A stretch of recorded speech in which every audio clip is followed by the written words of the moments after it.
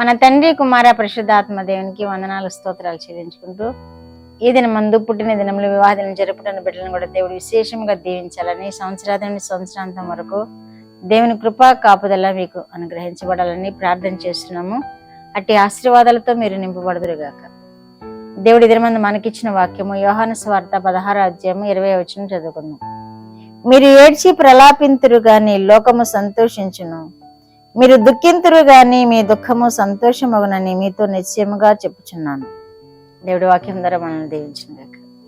మీరు దుఃఖింతురు గాని మీ దుఃఖము సంతోషమగునని నిశ్చయముగా మీతో చెప్పుచున్నాను అని యేసుప్రభు వారు తెలియజేస్తున్నారు. ఆయన లేరని శిష్యులు కూడా ఏడ్చి మీరు ప్రలాపింతురు కానీ లోకము సంతోషిస్తుంది అని శిష్యులతో మాట్లాడుతున్నారు దేవుడు. మనము కూడా ఆయన ఫాలోయర్స్మే కనుక మనము కూడా ఆయన శిష్యులమే. మనము కూడా ఆయన కోసం ఏడుస్తున్నాము, ప్రలాపిస్తున్నాము.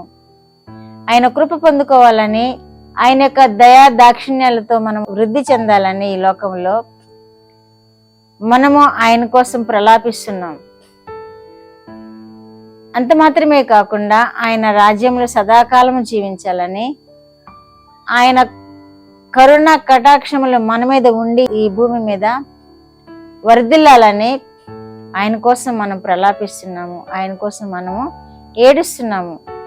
దేవా నన్ను క్షమించు, నాతో మాట్లాడు, నన్ను మీ బిడ్డగా స్వీకరించు అని ప్రలాపిస్తూ ఉంటాం. మనం ఈ శోధనలన్నీ తప్పించు ప్రభు అని ప్రలాపిస్తూ ఉంటాం.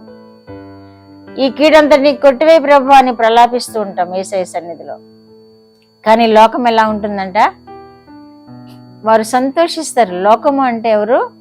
దేవునిని ఎరుగనటువంటి వారు, యేసుక్రీస్తు ప్రభువును రక్షకుడుగా స్వీకరించిన వారు. లోకము సంతోషించును, మీరు దుఃఖిస్తారు గాని ప్రలాపిస్తారు గాని లోకము సంతోషించును అని యేసు ప్రభు వారు చెప్తున్న మాట. దేవుణ్ణి ఎవరైతే హత్తుకొని జీవించరో, దేవుని కొరకు ఎవరైతే వారి జీవితాలను సమర్పించుకోరో వారు సంతోషిస్తారు. ఈ లోకములో వారు ఆనందంగా గడుపుతారు. దేవుని కోసం జీవించేవారు దేవుని యందు భయము భక్తి కలిగి ఈ లోక సంబంధమైన ఆనందాన్ని జోలికి పోకుండా, ఈ లోక సంబంధమైన ఆడంబరాలకు పోకుండా దేవుని కోసం ప్రత్యేకింపబడి జీవిస్తారు. మీరు దుఃఖింతురు గాని మీ దుఃఖము సంతోషమగునని మీతో నిశ్చయముగా చెప్తున్నాను అంటున్నారు.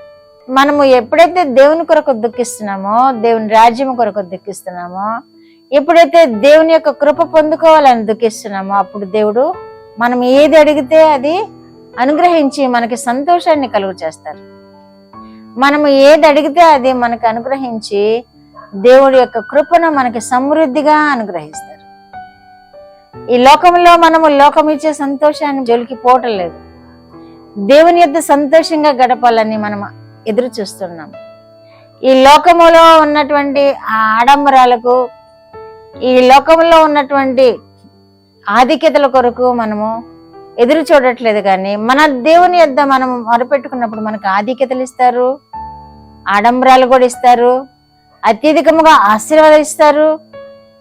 కనుకనే మన దేవుని యొద్ద మనం మొరపెట్టుకుంటున్నాము. ఏ లోక సంబంధమైన సంతోషమే కాదు, తరువాత జీవితంలో కూడా సంతోషంతో మనం జీవించే విధముగా దేవుడు మనకి కృపనిస్తాడు.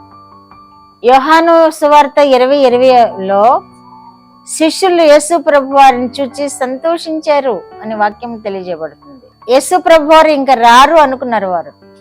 యేసు ప్రభు వారు సమాధి చేయబడ్డారు, ఆయన ఇంకా లేవరు అనుకున్నారు. ఎందుకంటే శిష్యులు కూడా 3.5 సంవత్సరాలే కదా దేవునితో గడిపారు. ఆయన చనిపోయిన తర్వాత పూర్ణ విశ్వాసంతో దేవుని కొరకు జీవించారు వారు.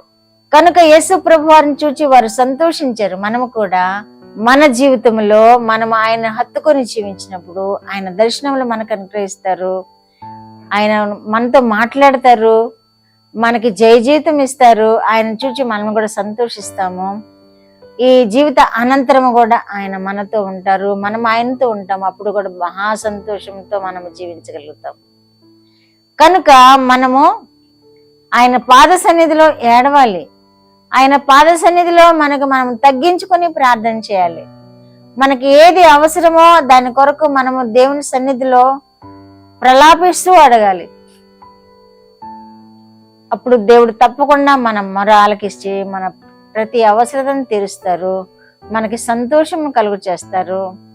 దుఃఖ దినములన్నిటిని సమాప్తం చేస్తారు. ఎవరైతే దుఃఖముతో నిండి ఉన్నారో వారి దుఃఖ దినాలు సమాప్తం చేస్తారు. ఎవరైతే వేదనతో ఆయన పాద సన్నిధిలో గడుపుతున్నారో వారి వేదన అంతటిని తొలగించి వారికి సమాధానంతో వారిని నింపుతారు. అట్టి కృప వినిచిన బిడ్డలందరూ పొందుకుందరు గాక. ప్రార్థన. మా దేవ, మా ప్రియ పరలోక ప్రభువా, మీరు ఇచ్చిన వాక్యం కొరకు వందనాలనైనా. వినిచిన బిడ్డలందరినీ మీరు దీవించండి, ఆశీర్వదించండి. ఎవరైతే వారి హృదయములను మా ప్రభువా మీ పాదం మీద కుమ్మరించి దుఃఖిస్తూ వేడుకుంటున్నారో వారి ప్రార్థనలు వింటారు, వారిని సంతోషింపచేస్తారని వాక్యంలో తెలియజేసిన దేవా, చూస్తున్న బిడ్డలందరినీ మీరు సంతోషింపచేయండి, ఆనందింపచేయండి. వారికి సమాధానం ఇచ్చి నెమ్మదినిచ్చి కాపాడమని యేసుక్రీస్తు వారి పేరిట ఈ మనవులు మీ పాదం మీద వేడుకుంటున్నాను పరమ తండ్రి. ఆమేన్.